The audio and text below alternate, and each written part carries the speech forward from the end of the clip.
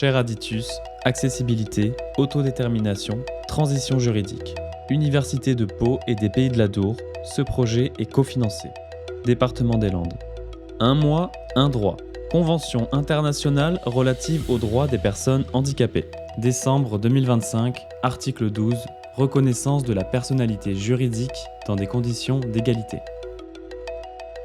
Est-ce que le droit français des mesures de protection est conforme à l'article 12 de la CIDPH ? Bonjour, je suis Marc Azavan, maître de conférence en droit privé à l'Université de Pau. Je suis également membre du comité scientifique de la chaire Aditus, membre de l'IFTJ et directeur du CRDF et également avocat au barreau de Pau. Que dit l'article 12 de la CIDPH ?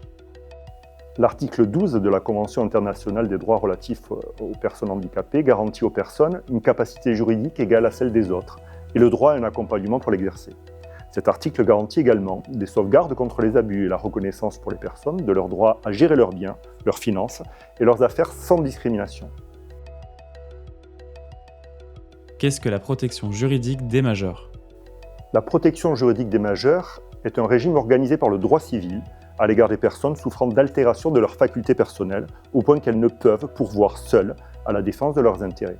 Cette altération peut être soit une altération de leur faculté mentale, soit une altération de leur faculté corporelle, mais dans ce dernier cas, uniquement si cela les empêche d'exprimer leur volonté. Ce dispositif aspire par conséquent à protéger ces personnes en faisant en sorte que leurs droits puissent être exercés conformément à leurs intérêts, quitte à ce qu'un tiers soit désigné pour contrôler l'exercice des droits par la personne ou exercer à sa place ses droits dans son intérêt. Il existe différentes mesures de protection. Sauvegarde de justice, curatelle, tutelle, mandat de protection future ou habilitation familiale qui se différencient au regard de la gravité de l'altération et de l'organe à qui la protection est confiée. En 2023, la France comptait un peu plus de 700 000 personnes majeures bénéficiant d'une mesure de tutelle ou de curatelle. Le nombre des personnes qui bénéficient d'une habilitation familiale était estimé à un peu plus de 100 000 fin 2023. Ces dispositifs concernent aujourd'hui la vie d'un nombre de plus en plus important de personnes en situation de vulnérabilité. Le nombre des mesures continue de croître.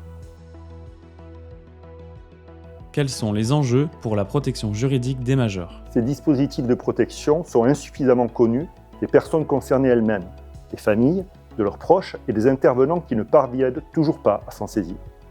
On peut regretter par conséquent un déficit de protection pour des personnes qui en auraient besoin. Par ailleurs, même quand le dispositif est mobilisé, existe encore une méconnaissance de la philosophie de ces mesures et de leur faveur à l'autonomie des personnes concernées.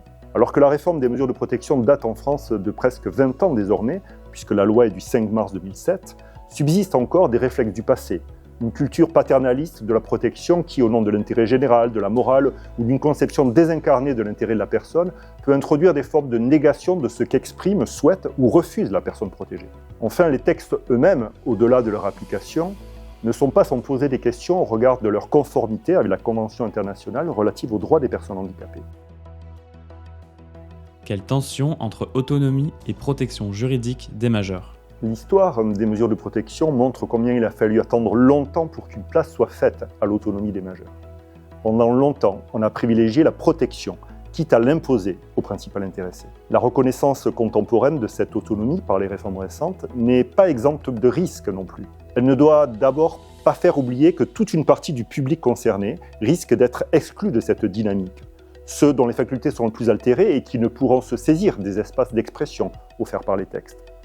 La protection qui leur est due ne doit pas être sacrifiée au nom du dogme de l'autonomie. Cette autonomie ne doit pas dispenser non plus d'un questionnement et sûrement au final d'un renouvellement de la notion elle-même, qui ne doit pas être réduite à un consentement, un acte instantané à la façon du droit de la consommation pour assurer une meilleure prise en considération de la volonté des personnes protégées. Sans doute, les méthodes de recueil des volontés doivent être revisitées pour permettre que la personne puisse, le plus longtemps possible, être sujet de sa protection davantage qu'objet de protection.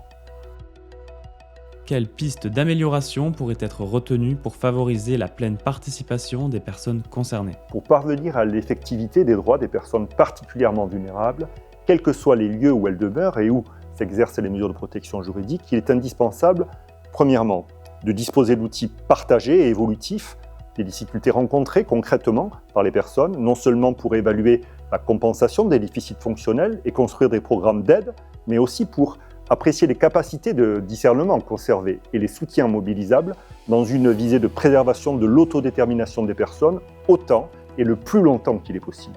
Deuxièmement, il est nécessaire de mieux appréhender et organiser les missions des professionnels du social, du médico-social, du sanitaire et de la protection juridique des majeurs autour de référentiels communs permettant de mieux articuler les compétences entre elles au bon moment, en étant complémentaires tant dans l'accompagnement global que dans la prévention et la lutte contre les maltraitances auxquelles sont particulièrement exposées les personnes les plus vulnérables. Pour approfondir la question, retrouvez-nous le 18 décembre 2025 à l'Université de Pau pour une conférence renversée. Et là, c'est vous qui animerez les débats. Cher Aditus, accessibilité, autodétermination, transition juridique. Université de Pau et des Pays de la Dour, ce projet est cofinancé. Département des Landes.